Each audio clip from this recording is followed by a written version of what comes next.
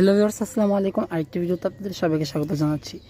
এই দেখুন, এটা হচ্ছে আমার সেই ব্লিডিং হার্টের যে চারাটা আছে সেটা কিন্তু নষ্ট হয়ে গেছে। খুব সম্ভবত আমারই দোষ, আমি ফাঙ্গিসাইড দিতে একদমই মনে নেই। গাছটা লাগানোর পর ফাঙ্গিসাইড ছিটিয়ে দেওয়ার দরকার ছিল, সেটা আমি করিনি, তাই কিন্তু নষ্ট হয়ে গেছে।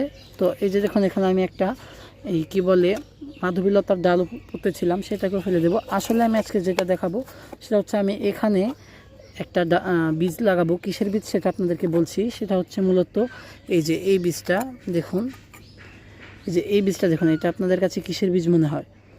এটা হচ্ছে সূর্যমুখীর বীজ। আপনারা এখন বলবেন সূর্যমুখী তো গরমের সময় হয় না, শীতের সময় হয়।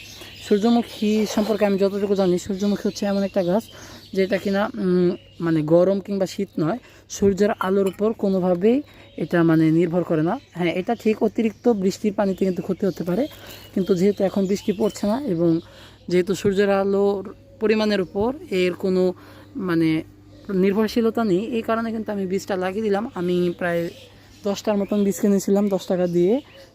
সবজির বীজ বিক্রি হয় যে দোকানে, সেই দোকান থেকে। তো সেখান থেকেই কিন্তু আমি একটা বীজ এখানে লাগিয়ে দিয়েছি।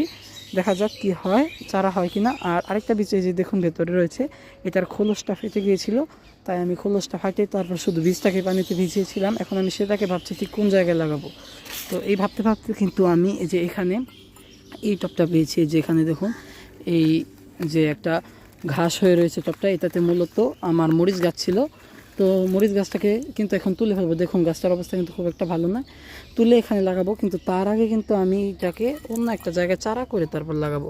এই কারণে আমি এটাকে আর এখানে লাগাচ্ছি না। পরের ভিডিওতে হয়তো আপনাদেরকে দেখিয়ে দেবো ঠিক কোন জায়গায় আমি এটাকে চারার জন্য লাগাচ্ছি। ধন্যবাদ সবাইকে, আসসালামু আলাইকুম।